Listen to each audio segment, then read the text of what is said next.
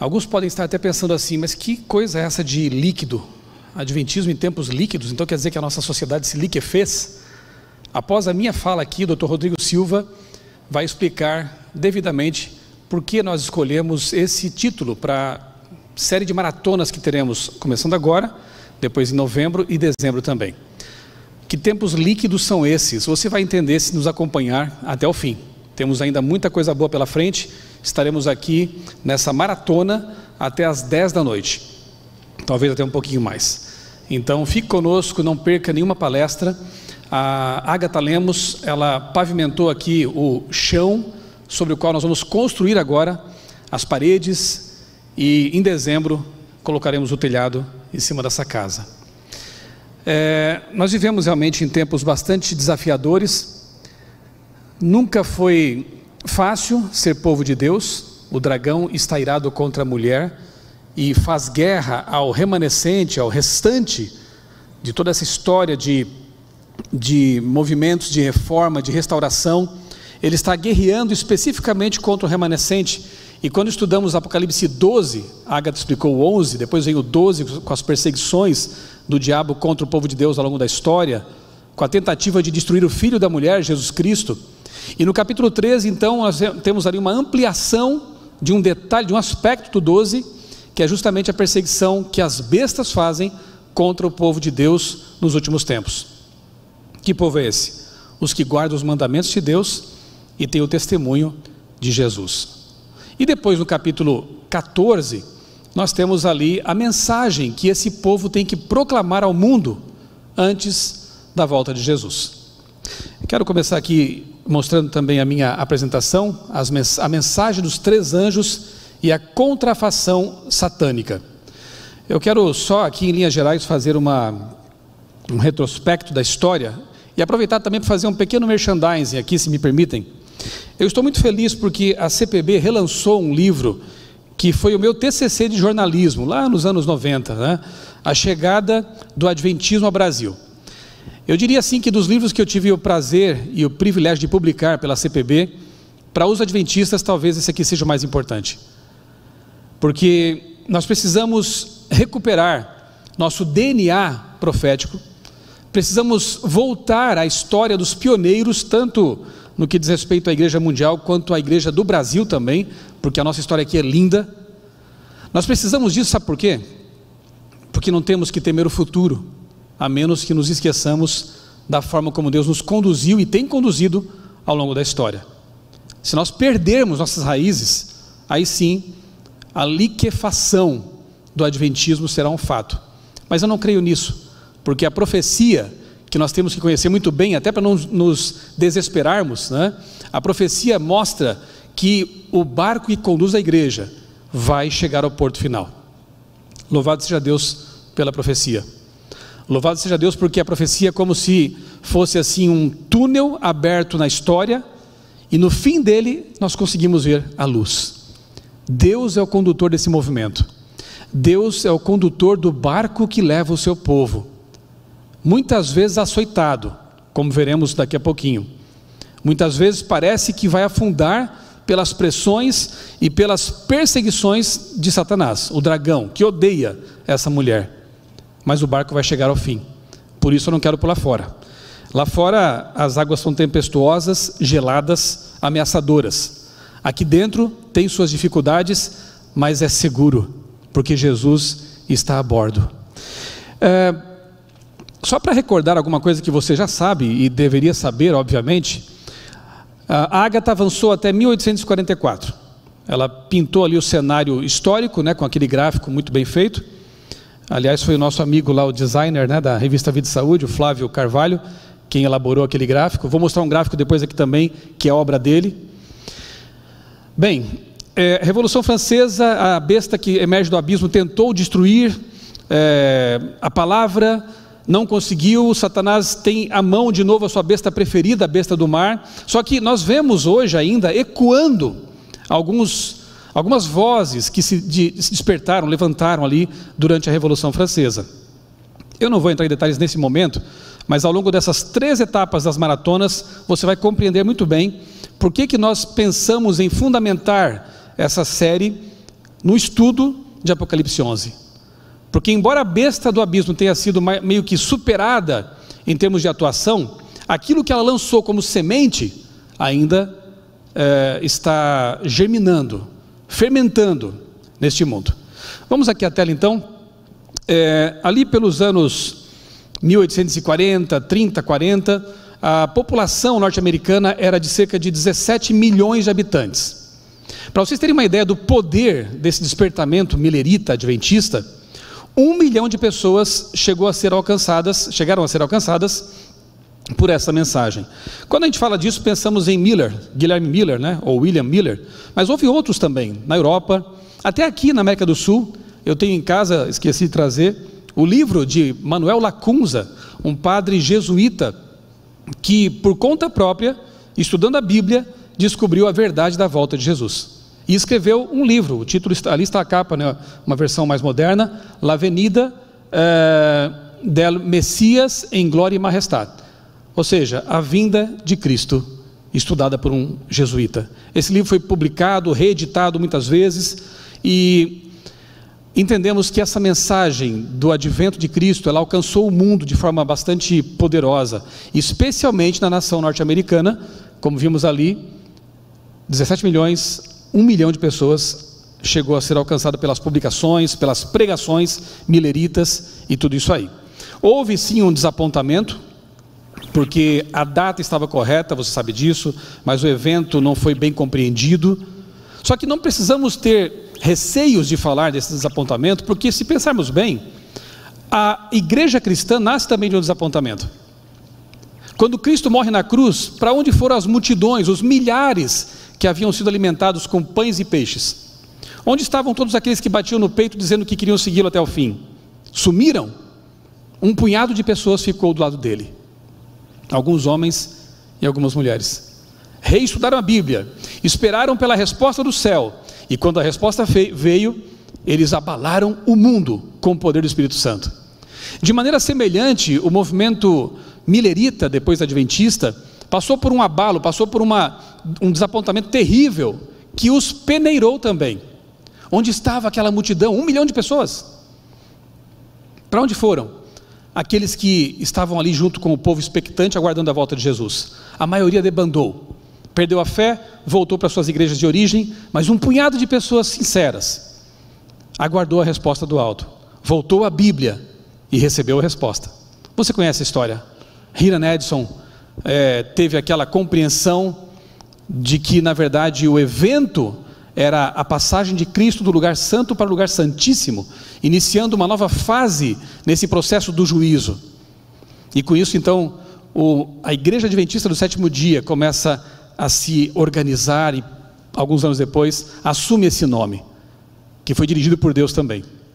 Embora Hewitt tenha dado a sugestão, mas a gente entende pelo Espírito de Profecia que Deus, ele aprovou Adventistas do sétimo dia. A fé resumida num nome. Muito bem, do desapontamento de 31 nasce a igreja cristã, do desapontamento de 44 nasce a igreja adventista do sétimo dia. Deus estava conduzindo isso. Apocalipse 10 fala desse processo. Agora eu quero ler com vocês Apocalipse 14 então, versos 1 a 13, se você tem a sua Bíblia aí à mão, eu quero convidá-lo a abrir comigo. Apocalipse 14, vamos ler apenas os versos 1 a 13. Eu vou ler aqui na Nova Almeida atualizada. O texto diz assim: Olhei e eis que o Cordeiro estava em pé sobre o monte Sião, com ele estavam 144 mil, que tinham escrito na testa o nome do Cordeiro e o nome do seu pai. Ouvi uma voz do céu como o som de muitas águas, como o som de um forte trovão. A voz que ouvi era como de harpistas, quando tocam suas harpas. Entoavam um cântico novo, diante do trono, diante dos 4 seres viventes e dos anciãos. E ninguém podia aprender o cântico, senão os 144 mil, que foram comprados da terra. E estes são os que não se macularam com mulheres, porque são virgens ou castos. Eles seguem o Cordeiro por onde quer que vá. São os que foram comprados dentre todos os seres humanos, primícias para Deus e para o Cordeiro, e não se achou mentira na sua boca, não tem mácula. Bom, Você vai perceber uma coisa interessante que os que estudam o Apocalipse têm que ter em mente. Não se trata de um livro linear, né, em que uma visão se sucede à outra cronologicamente. É importante entender que o Apocalipse é como se fosse um filme que você está assistindo ali e de repente aparece ali uma legenda dizendo 3 anos antes, 4 anos depois. Há muitas idas e retrocessos, flashbacks no Apocalipse. É importantíssimo entender isso, porque algumas heresias que despontam por aí, elas seriam evitadas se nós compreendêssemos que é assim. Prova disso é que acabamos de ler aqui alguns versos que descrevem os remidos na glória. Fala aqui de pessoas que não se contaminaram com igrejas corrompidas, mulheres, aqui representa isso, doutrinas paganizadas, dogmas não bíblicos. Eles se mantiveram fiéis ao único esposo, Jesus. É o povo de Deus diante do trono, na glória. Agora veja o que acontece no verso seguinte aqui, o verso 6. Há uma mudança de cenário, há um flashback daqueles que eu falei para vocês. Vi, e geralmente quando João fala assim, vi, ouvi, é uma mudança de cenário ou até de tempo, um marcador temporal. Vi outro anjo voando pelo meio do céu, tendo um evangelho eterno para pregar aos que habitam na terra, a cada nação, tribo, língua e povo, dizendo em grande voz: temam a Deus e deem glória a Ele, pois é chegada a hora em que Ele vai julgar. Prefiro a hora do seu juízo, ok. E adorem aquele que fez o céu, a terra, o mar e as fontes das águas. Seguiu-se outro anjo, segundo, dizendo: caiu a grande Babilônia, que fez com que todas as nações bebessem o vinho do furor da sua prostituição. Seguiu-se a este o terceiro anjo, dizendo com voz firme, forte: se alguém adora a besta e a sua imagem, e recebe a sua marca na testa ou na mão, também esse beberá do vinho do furor de Deus preparado. E assim segue o verso, condenando Babilônia. Então você percebe que as 3 mensagens angélicas são um anúncio de uma verdade maravilhosa, mas também uma denúncia de um sistema de erro que vai ser derrubado, que vai cair, Babilônia, ok? Bem, você percebeu que João estava falando dos remidos na glória, e de repente ele volta para a terra, no momento anterior, em que esses remidos estavam pregando a verdade, pregando as 3 mensagens. Então é isso que eu falei, são flashbacks. Ele avança e volta quando Deus entende que é necessário para nós entendermos os aspectos aqui revelados, ok? Mas avancemos aqui. Testemunhos Seletos, volume 3, página 288, nós encontramos um texto ali muito importante, em que Ellen White diz assim: em sentido especial, foram os adventistas do 7º dia postos no mundo como vigias e portadores de luz. A eles foi confiada a última mensagem de advertência a um mundo a perecer. Sobre eles incide maravilhosa luz da palavra de Deus. Confiou-se-lhes uma obra da mais solene importância, a proclamação da primeira, segunda e terceira mensagens angélicas. Agora eu grifei aquela frase: nenhuma obra há de tão grande importância. Não devem eles permitir que nenhuma outra coisa lhes absorva a atenção. Claro que nós temos uma série de serviços como igreja que são uma bênção. Adra, Mutirão de Natal, Vida por Vidas, Quebrando o Silêncio. São coisas que a igreja tem que fazer como sua responsabilidade social. Nós estamos no mundo, nós temos que ser sal da terra, luz do mundo. Porém, tudo isso deve conduzir para um objetivo maior, que é a pregação das 3 mensagens angélicas, a pregação do Evangelho. No livro Beneficência Social, é dito por Ellen White que Jesus, ele se misturava com as pessoas como alguém que queria o bem delas. Ele curava, ele ensinava, ele alimentava, mas depois ele fazia algo que alguns têm esquecido. Ele dizia: segue-me. Isso é o Evangelho. Se nós apenas vendermos livros e não falarmos de Cristo, isso não é comportagem, isso é venda de livros. Se nós apenas dermos remédios ou oferecermos tratamentos, isso é bondade, isso é medicina, mas não é evangelismo. Se nós apenas alimentarmos o pobre, que amanhã terá fome novamente, isso é serviço social, é uma necessidade, é fazer o que Cristo mandou ser feito, mas não é evangelismo. O evangelismo se completa quando dizemos: siga Jesus. Cristo voltará, você tem que se preparar para isso, porque o pão físico e a água física, eles acabam, mas a água que Cristo oferece, ela salta, ela jorra para a vida eterna. Então, não nos esqueçamos de que, como igreja, a nossa missão mais importante é pregar as 3 mensagens angélicas, porque se não fizermos isso, eu pergunto, quem fará? Quem hoje está falando do juízo? Quem hoje está falando que o sábado é o dia... Aliás, deixa eu colocar já aqui para vocês, né, um resumão do que são as 3 mensagens angélicas. Elas são, primeiro, justificação pela fé. E a própria Ellen White diz que o âmago dessas mensagens é a justificação pela fé. Ou seja, dependência total de Deus. Sem Ele nada podemos, muito menos ser salvos. Segundo, a lei e o sábado. O verso 6 diz: aquele que fez os céus, a terra, o mar. Isso é a fraseologia de Êxodo 20, versos 8 a 11 ali, né? O 4º mandamento do sábado, quando é dito que nós temos que guardar o sábado. Por quê? Por quê? Porque Deus fez o mesmo, e porque Ele guardou esse mandamento, e nós fazemos isso porque nós lembramos que Ele é o Criador dos céus, da terra, do mar, das fontes das águas. A mensagem dos 3 anjos é uma mensagem criacionista. Nós temos ali também o santuário, o juízo acontece lá, e o santuário fala de segurança e certeza, a segurança de que temos um Deus em cujo peito bate um coração humano que está nos julgando. Como é bom saber disso. O juízo para o povo de Deus não significa condenação, mas vindicação. Por isso o santuário, ele fala de certeza, de segurança. E temos também ali a mensagem da reforma de saúde, como diz Ellen White, né, que nos foi dada para proteção e para discernimento, para que possamos ter uma mente clara, lóbulo pré-frontal bem afiado. Esse é o pacote das verdades que temos que dar ao mundo. E pergunto, de novo, se nós não fizermos isso, quem fará?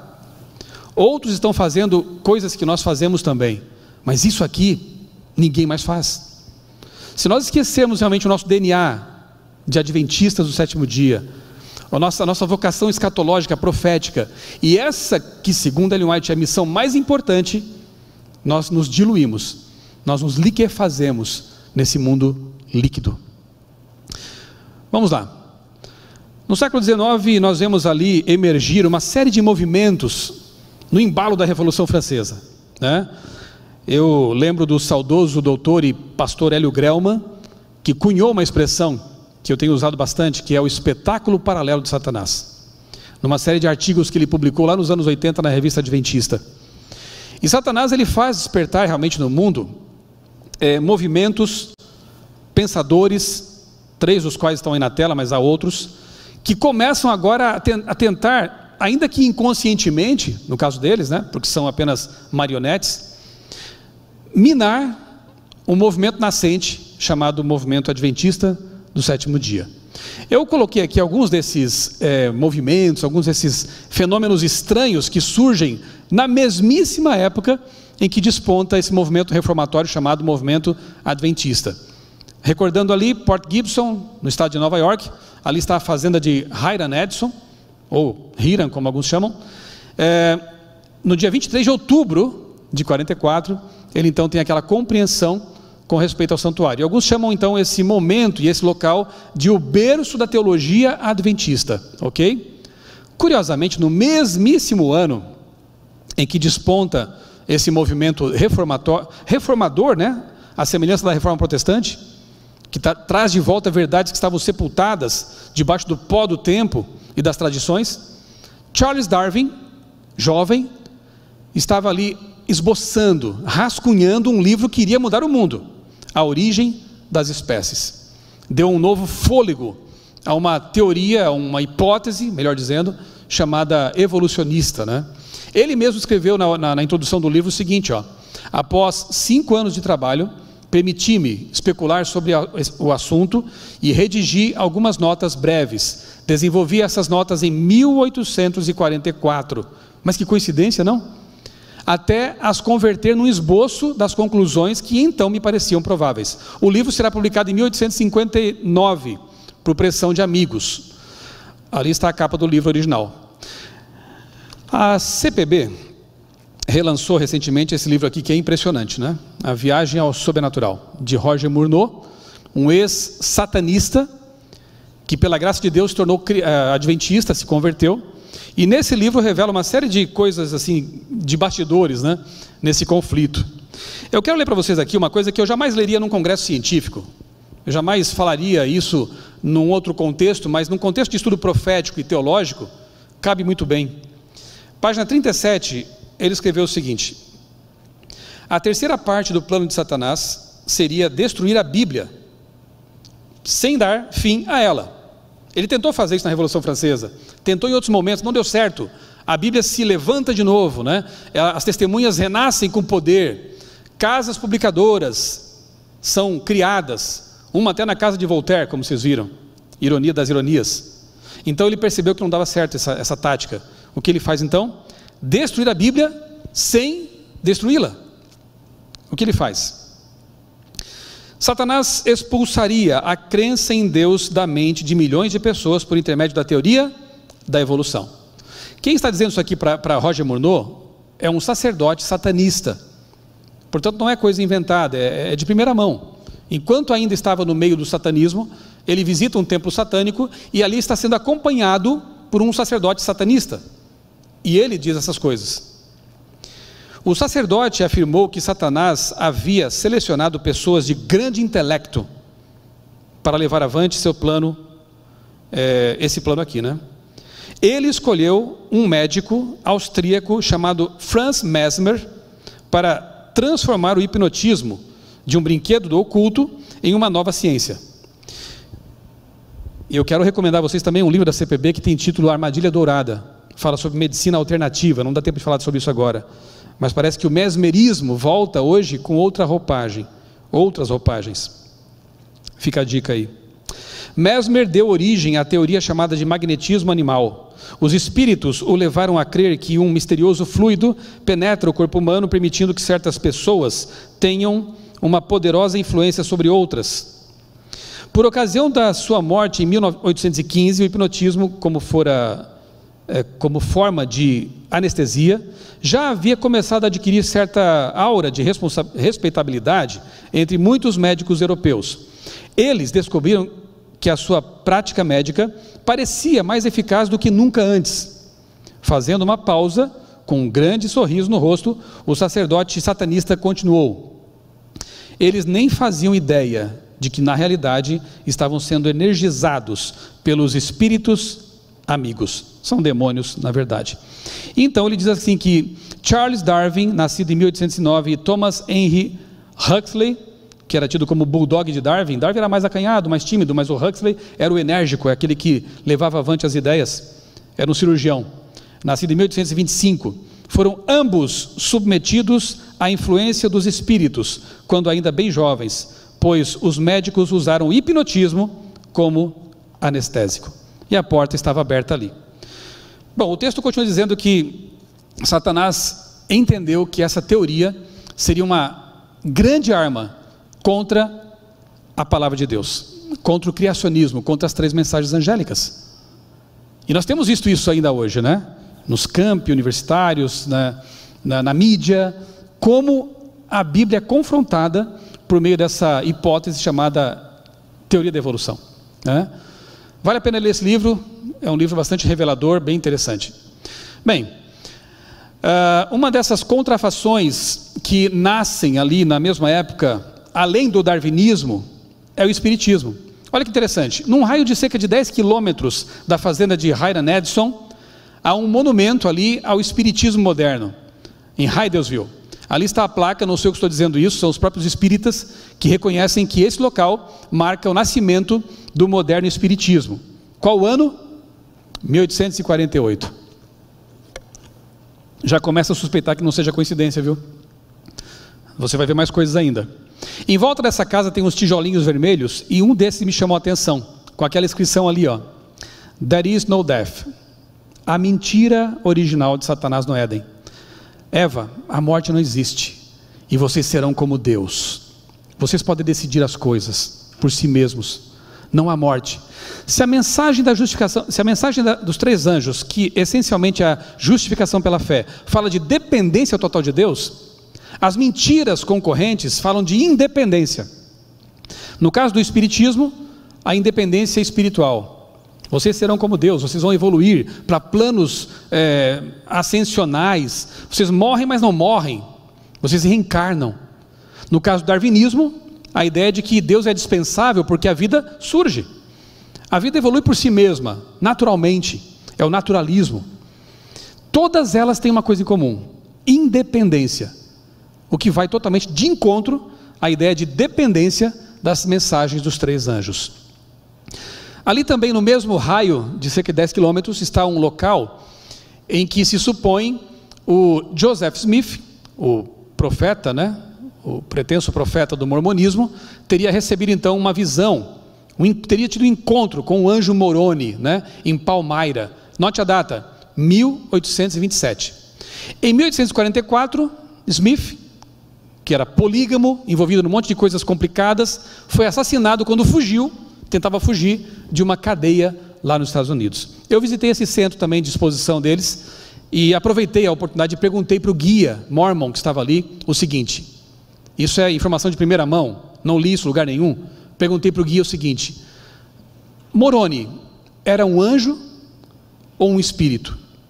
E o guia me disse: a gente chama de anjo, mas era um espírito. Ou seja, um movimento também espiritualista. Ali, bem próximo, com um profeta, um homem com a vida muito complicada. Enfim, as datas vão batendo aí, né?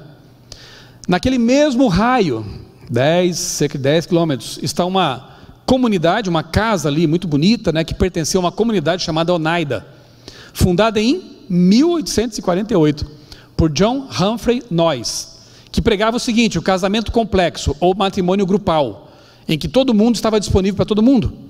Era uma comunidade perfeccionista, por incrível que pareça.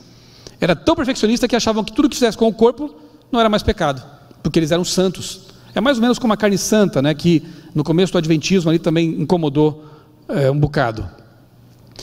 Depois de algum tempo, autoridades locais decretaram o fim da comunidade de Oneida. Claro, era uma bagunça, né? E nós fugiu para o Canadá. Deixa eu só comentar um detalhe, né?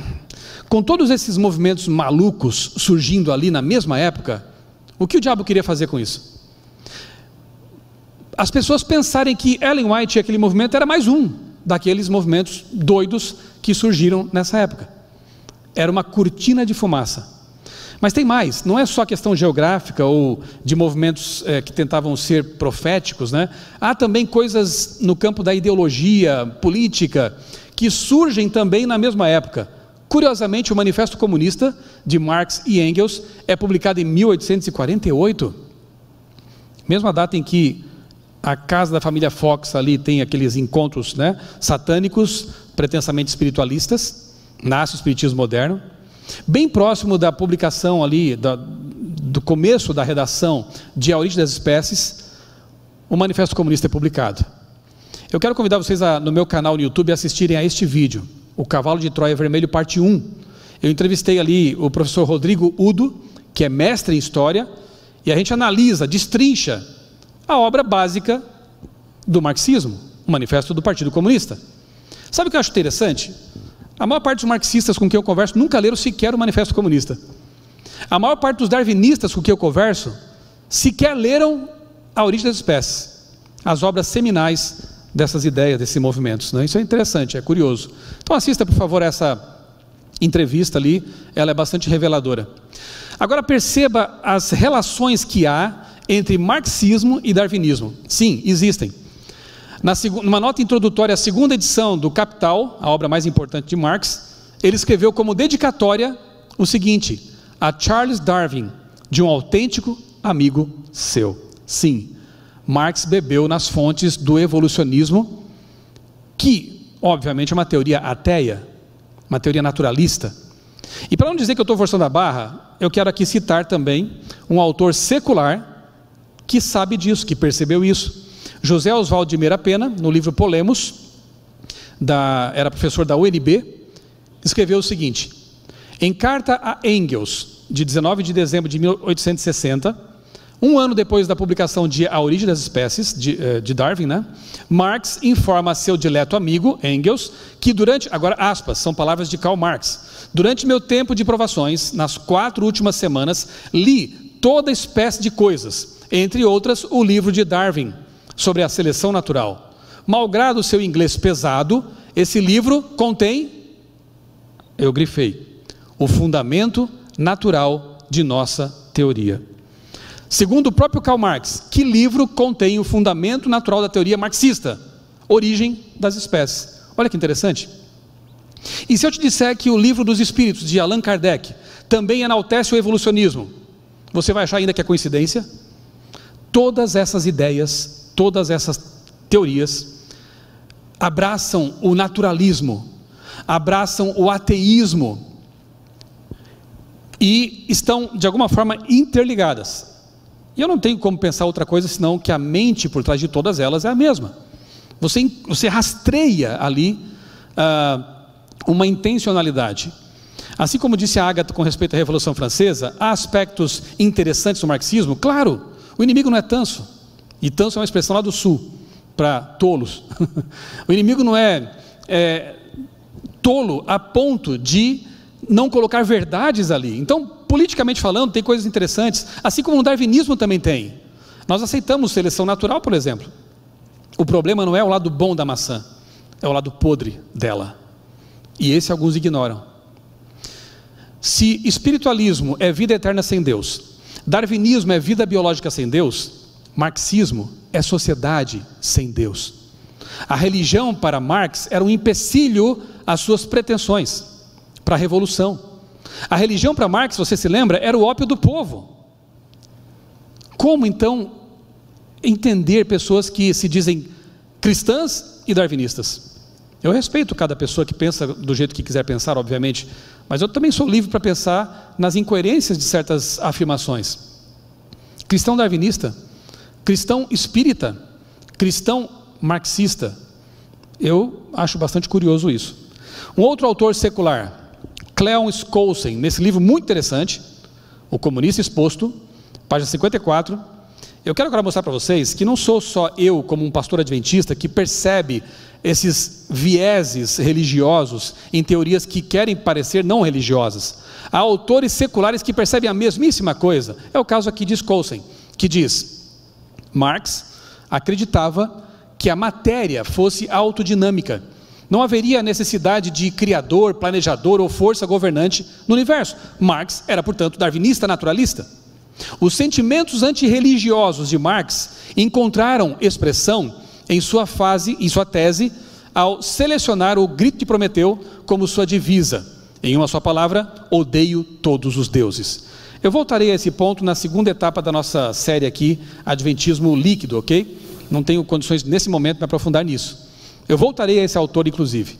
Outro autor muito interessante, um livro que encontrei num sebo faz anos, da década de 50, um teólogo católico, teólogo e filósofo católico, doutor, George Sigmund, no livro O Ateísmo Moderno, escreveu: seria de todo insuficiente considerar o marxismo uma simples filosofia. O que lhe proporcionou a sua assombrosa pujança, manifestada na vitória do bolchevismo, foram suas energias de uma crença messiânica. Olha aí, grandes massas populares esperavam o estabelecimento do reino de Deus, depois de uma revolução mais radical e de uma ditadura do proletariado. Reino este que nunca se concretizou, obviamente. Eu já fui marxista, como também já fui evolucionista. Já fui adepto da teologia da libertação. E eu me lembro naqueles tempos, quando eu era jovem, que nunca ouvi qualquer padre da teologia da libertação falar em volta de Jesus. Eu não sabia que Jesus iria voltar, sinceramente. Eu só fui saber disso quando conheci as 3 mensagens angélicas na Igreja Adventista do Sétimo Dia. Graças a Deus, pessoas pregaram essa mensagem para mim, porque eu vivia uma utopia. Eu pensava que nós, por nossa luta política, nossa atuação social, iríamos implantar o reino de Deus na terra. Todos os meus amigos que não tiveram contato com essa mensagem, hoje, a maior parte não crê mais em Deus. Esse é o resultado. Eu louvo a Deus, porque Ele me encontrou antes de passar por esse processo. Vamos lá. Por isso que me assusta quando vejo certos movimentos tentando trazer algo de que eu me livrei lá no passado. Me assusta. Mas eu creio que Deus guia esse movimento, então eu fico tranquilo. No século 21, todas aquelas cortinas de fumaça estão ressurgindo com força, mais variadas, e se tornaram uma fumaceira gigantesca, graças ao quê? Aos meios de comunicação. Então, tudo aquilo que era mais ou menos esparso, pontual no tempo e na geografia, hoje explode na tela de um computador, de um celular, de um tablet. E essa geração que vive no mundo líquido, você já vai entender o que é isso, ela está tendo contato com todas essas ideias repaginadas, atualizadas, mas ainda heréticas e concorrentes. Querem ver alguns exemplos? Ideologia sem gênero, ou androgenia, e poliamor. Se você lê o que Marx e Engels escreveram sobre família, você vai entender por que essas ideologias hoje estão ganhando espaço. Parece que Oneida está de volta. Ninguém é de ninguém. Tanto faz o tipo de casamento que você pratica. Aquelas ideias que surgiram naquele raio de 10 quilômetros, agora parece que alcançam o mundo, não é verdade? Todas elas indo de encontro a Gênesis capítulo 1, a base da nossa fé. Você encontra então, ali em Gênesis 1, o casamento heteromonogâmico. E o mundo hoje prega o poliamor. Você encontra em Gênesis capítulo 1, casamento entre um homem e uma mulher. E hoje, modalidades que não são bíblicas. Repito, respeitamos as decisões que as pessoas tomam. Nós somos seres dotados de livre-arbítrio, assim como nós queremos liberdade, eles também devem ter sua liberdade. Mas não podemos concordar com conceitos que realmente querem ser redefinidos. Se eu disser que isso aqui é uma porta, você não é obrigado a aceitar. Isso é um copo. Não é porque eu renomeei que eu redefino o objeto, a coisa, o conceito. Casamento bíblico é o da esquerda ali. Essa notícia aqui me chamou a atenção um tempo atrás. Colômbia oficializa casamento entre 3 pessoas do mesmo sexo. O que aconteceu ali? 2 homens se uniram perante a lei, só que um deles traiu o companheiro com um terceiro homem. Em lugar de haver uma separação ou de haver ali uma briga, o terceiro gostou do indivíduo externo e convidou para fazer parte da relação. E a lei permitiu que os 3 se casassem. É por aí que a coisa vai. É como diz uma frase, né? Onde passa um boi, passa uma boiada. Quando a sociedade redefiniu o conceito de casamento, muita coisa começou a passar por ali. O próprio dicionário Michaelis traz como definição, o verbete lá de casamento o seguinte: antes era a união entre um homem e uma mulher. Hoje, se você procurar, está mais ou menos assim: a união entre 2 pessoas. E eu penso que daqui a algum tempo, nessa sociedade tão líquida, poderá ser assim: a união entre um homem e uma coisa. Ou, sei lá, já tem gente falando em interespecismo e por aí vai, né? Deixa eu perguntar uma coisinha para você. Quando alguém vier perante os legisladores e pedir para casar, por exemplo, com o seu cãozinho de estimação, vão permitir ou proibir? E se proibir, proibirão com base em que valores? Em que princípios? E se a pessoa quiser praticar o incesto, como vai ficar essa sociedade que derrubou todo e qualquer parâmetro para realmente definir o que é um casamento? Onde passa um boi, passa uma boiada, eles terão direitos, terão que ser respeitados. Essa é a liquefação que estamos vendo. Espiritualismo e ufologia. Hoje vemos assim uma aproximação entre essas 2 coisas, muito interessante. Eu não tenho tempo aqui, já explorei bastante esse assunto em meu canal, em textos, né? Mas é interessante perceber que o espiritismo que nasce lá no século XIX, hoje ele está meio que repaginado, né? E vários desses estudiosos de ufologia, por exemplo, têm dito, e estão sendo incentivados pela mídia, né? Hollywoodiana, com muitos filmes mais ou menos recentes que falam dessa temática, que os ETs, nós sabemos o que são, né? Como dizia o saudoso pastor Jorge Vandeman, brinquedos de um anjo caído, estão agora interessados também na alma das pessoas, na suposta alma das pessoas. Então está havendo realmente uma convergência. Na verdade tudo está convergindo, você já percebeu, né? Porque a mente por trás é a mesma. Ele criou ideologias e agora só está juntando tudo num pacote só, de engano, de mentiras. Eu não vou ter tempo de passar aqui para vocês, mas vocês podem procurar no YouTube uma entrevista que o Jô Soares fez com Jean Val Elam. O indivíduo escreveu um livro, o Jô foi presenteado com o livro, ficou impressionado e não fez nenhum deboche, ele entrevistou a sério esse indivíduo ali. Se você colocar no YouTube Jean Val Elam, Jô Soares, você encontra a entrevista. Você percebe que ele é sincero no que fala. E ele diz que não queria escrever, não queria falar sobre isso, mas os extraterrestres praticamente o obrigaram, falam com ele, e ele escreve, um português impecável, uma pessoa inteligente. Ele fala ali nessa entrevista sobre reencarnação, ele fala sobre ufologia, e fala sobre volta de Jesus. Sim, pasmem, o próprio João ficou confuso, disse assim, mas como assim, volta de Jesus? Você está falando de disco voador, Jesus vai vir num disco voador? E o Elam fala, pode ser, ou ele mesmo vem voando como o Superman. Quem é esse Jesus ET que virá? Você é adventista, conhece a revelação, sabe quem é. Grande Conflito, página 624, diz o seguinte: como ato culminante do grande drama do engano, o próprio Satanás personificará Cristo. A igreja, e aí ela fala que todo mundo espera alguma coisa, né? Os cristãos esperam Jesus, os muçulmanos esperam Imam Mahdi, e, enfim, todos aguardam alguém ou alguma coisa.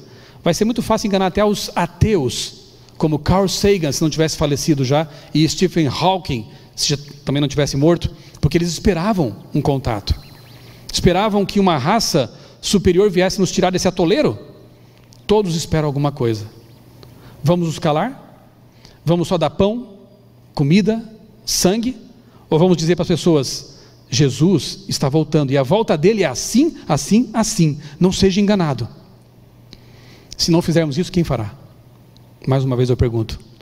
As crianças estão sendo alcançadas por esses sistemas. Olha ali, o Capital para Crianças, Turma da Mônica divulgando ali o espiritismo, a reencarnação, comunismo para crianças, Henrietta, a tartaruga de Darwin.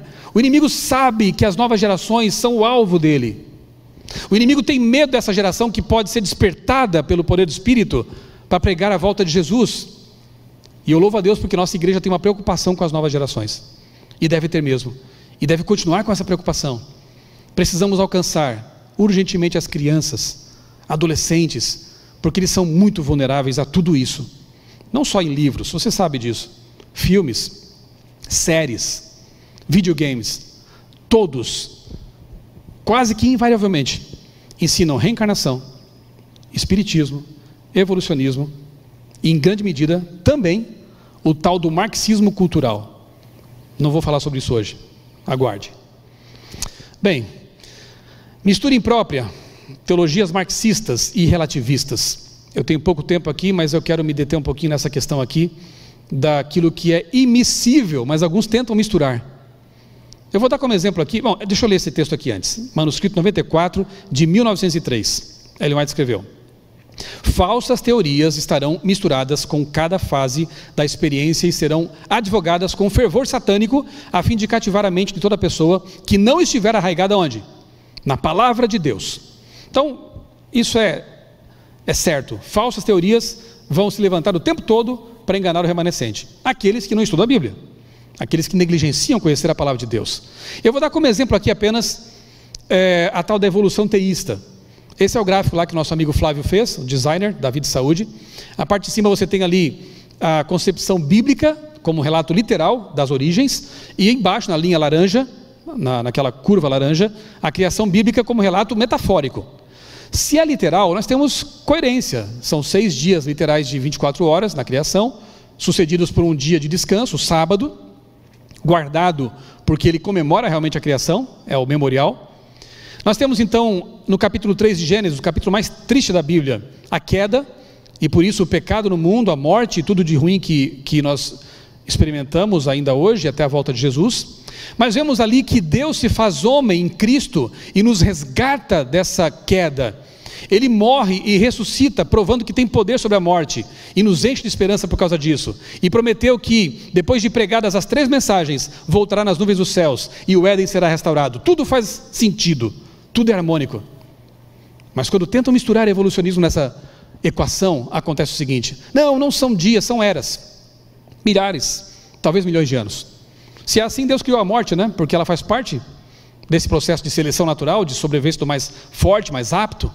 Então, milhões de anos, ninguém pecou, ninguém tropeçou, porque esse relato é metafórico também, né? Então Jesus veio fazer o quê? Se não houve pecado? Ele veio como um revolucionário. Eu tenho ouvido isso até no nosso meio, lamentavelmente. Veio como revolucionário, veio como profeta, como sábio. não veio pagar culpa nenhuma, porque não houve, né?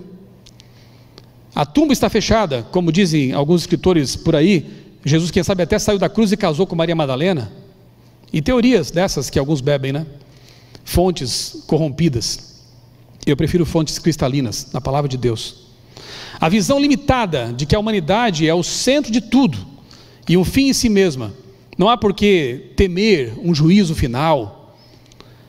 E, como nós percebemos, obviamente, que não damos conta de resolver nossos problemas, precisamos de ajuda externa, então.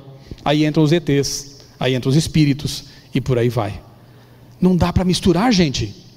Cristão darwinista é quase como se eu dissesse corintiano palmeirense. Não dá. Da mesma forma, cristão marxista. Por quê? Porque o marxismo, o evolucionismo têm as mãos dadas, e ambos são naturalistas. Ambos se chocam contra a religião judaico-cristã. Cristão marxista é o mesmo que palmeirense corintiano. E também cristão capitalista selvagem também não combina, obviamente, né? É bom que se diga isso também claramente, né? Porque ao mostrar um lado, nós estamos naturalmente indo para o outro, né? Nós não somos de esquerda nem de direita, nós somos de onde? Do alto. A nossa verdade é a Bíblia. Não são as ditas verdades humanas que não levam a lugar nenhum, que um dia passarão. Não dá para misturar. Alicerce de nossa fé. Eu estava relendo esses dias o capítulo lá em que Ellen White fala no Mensagens Escolhidas sobre a apostasia alfa com John Harvey Kellogg. Leia de novo esse capítulo, por favor, é muito importante. E ali ela escreveu coisas como esta aqui, ó: como um povo devemos estar firmes sobre a plataforma da verdade eterna, que resistiu a todas as provas. Devemos ater-nos aos seguros pilares da nossa fé. Os princípios da verdade de Deus, que Deus nos revelou, são nossos únicos fiéis alicerces. Esses princípios, é que fizeram de nós o que somos. O correr do tempo não lhes diminuiu o valor. Não precisamos reinventar a nossa fé, não precisamos reinventar nossas doutrinas. Elas são perenes, são eternas. É constante esforço do inimigo remover essas verdades de seu engaste, colocando em seu lugar o quê? Teorias espúrias. Ele introduzirá tudo o que seja possível para levar a cabo os seus desígnios enganadores. O Senhor, porém, suscitará homens e mulheres de aguda percepção, que darão essas verdades seu devido lugar no plano de Deus. E eu creio que esta série é justamente esta profecia se cumprindo.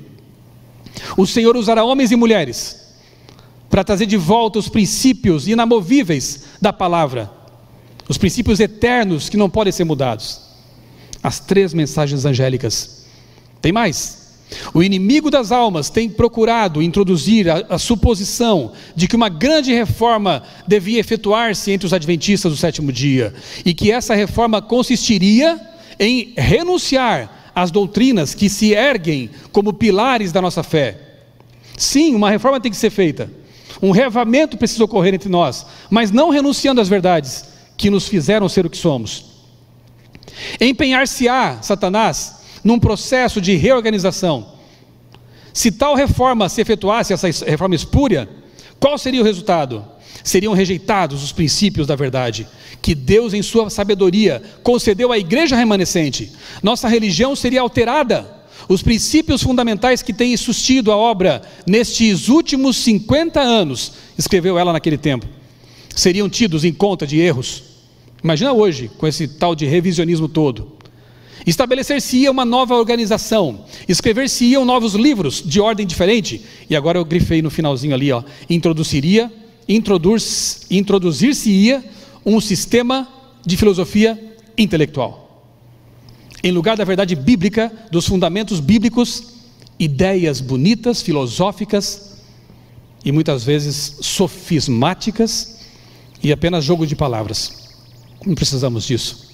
Nós temos a verdade revelada. Deus foi tão prodigioso para conosco. E aí ela fala com relação à apostasia alfa de John Kellogg, que ela estava lendo ali por aqueles dias uma história de um navio que estava envolto na cerração, na neblina, e à frente um iceberg. Você deve conhecer isso. Eu acho tão linda essa história. ela me arrepia de emoção, porque a igreja estava sendo abalada por teorias, filosofias, panteísmo de Kellogg. Ellen White estava ali preocupada com isso, e Deus disse: o que você leu sobre esse barco é o que vai acontecer. Encarem o iceberg, não desviem, vão em frente. E ela disse que o barco foi, bateu no gelo, no iceberg, sacudiu, parecia que ia afundar, ninguém se perdeu, e o barco rompeu o gelo e avançou. Isso é a apostasia alfa. Ela diz que o ômega da apostasia vai se levantar no fim dos tempos. E Ellen White disse que tremia de pensar nisso. Eu confesso que eu não tenho muita clareza com respeito ao que seja exatamente o ômega, mas eu vejo alguma semelhança do que aconteceu no tempo de Kellogg com algumas coisas que vejo na igreja hoje, né? Por exemplo, no alfa, quem levantou essas ideias heréticas foi um médico brilhante, pregou sobre panteísmo, espiritualismo, trouxe isso lá do Oriente, com a influência de algumas pessoas que tinham estado por lá. Falava que a salvação estava dentro do ser humano, porque se eu sou o living temple, se eu sou o templo de Deus, Deus está em mim, a salvação está em mim também. Olha que diabólico isso. O alfa é o extremo oposto. Se um é o alfa, o ômega é o extremo oposto.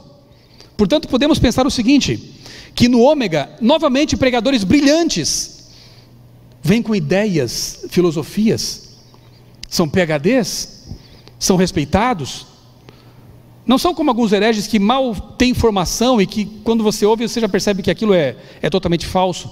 São pessoas que arrastam multidões, são influenciadores. Kellogg era um grande influenciador.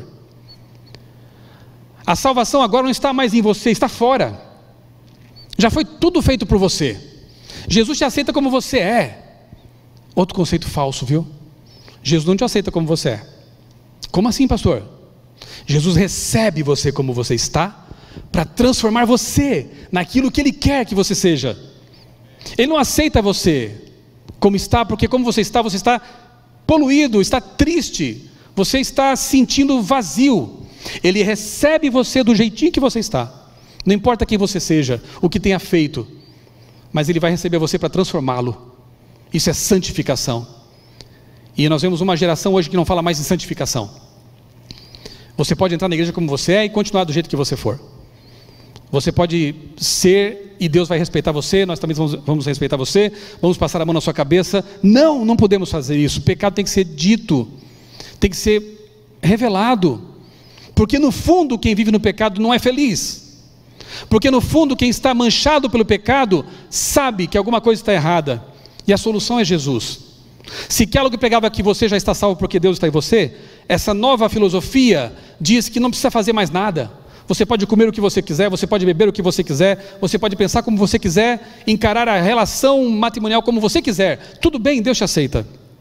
Sabe, temer a Deus é muito mais do que só amar a Deus. A palavra original tem mais que ver com medo mesmo, sabia disso? Um medo no sentido de, Ele é tão grande, e eu sou tão nada, que a minha reação diante desse Deus Criador é a de reverência, de respeito. Está escrito por Deus, na sua palavra, eu não entendo muito bem porquê, mas eu vou obedecer. Por quê? Porque foi o Deus Todo-Poderoso quem revelou. Não vou ficar agora tergiversando, não vou ficar agora tentando mudar. Quem sou eu? Isso não é temor. E é por isso que poucos querem pregar sobre as 3 mensagens angélicas, porque elas começam exatamente com essa palavra: temei a Deus e dai-lhe glória.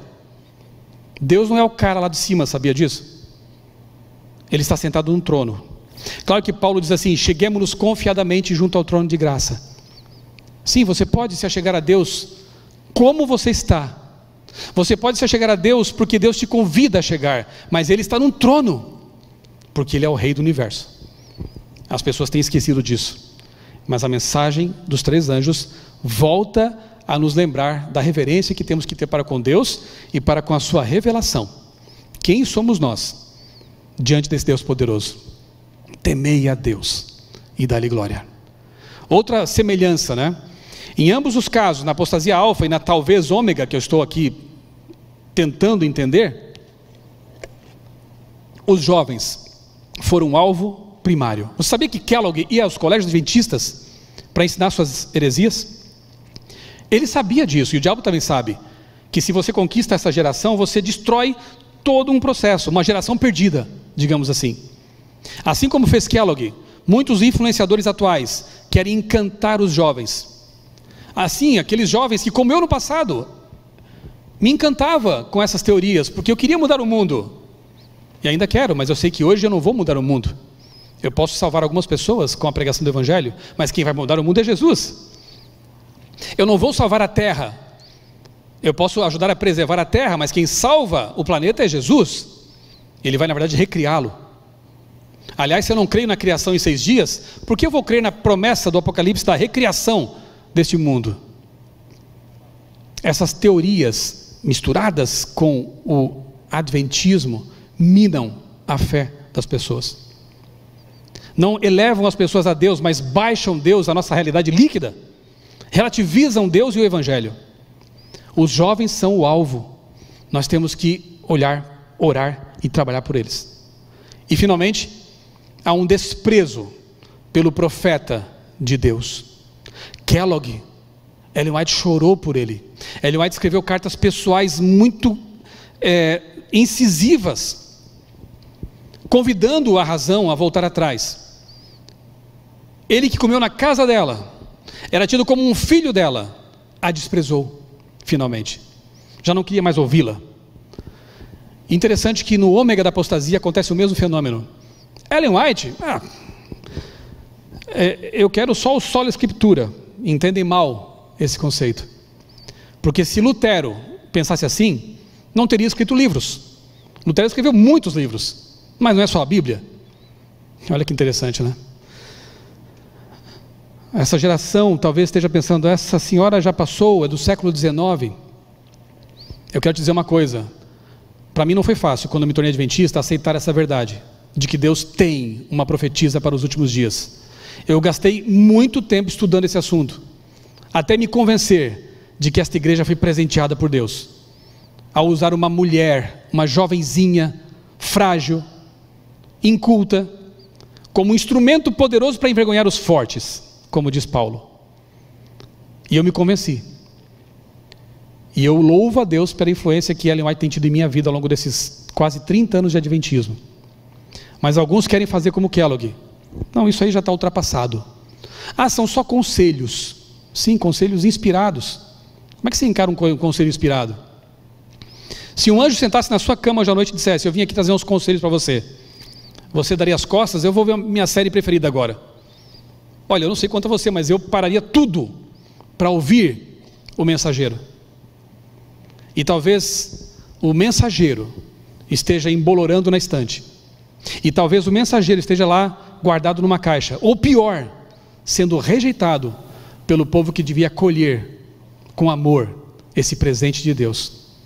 Deus suscitou em nosso meio uma profetisa. Está na Bíblia. Isso aconteceria. Por que se espantar com isso? Estava anunciado na Bíblia. Vossos jovens terão visões, vossos velhos terão sonhos. Foi o que ela teve. Ou você não crê na Bíblia? Eu creio. E porque creio na Bíblia, creio no ministério profético de Ellen White. Não é interessante que o ômega hoje se pareça tanto com o alfa? Com algumas peculiaridades? Repito, não sei exatamente o que é esse ômega, mas eu vejo a coisa acontecendo. Eu vou terminar aqui com 3 textos de Paulo. Eu só vou ler. Eu vou deixar que você medite nessas palavras. Colossenses 2, verso 8.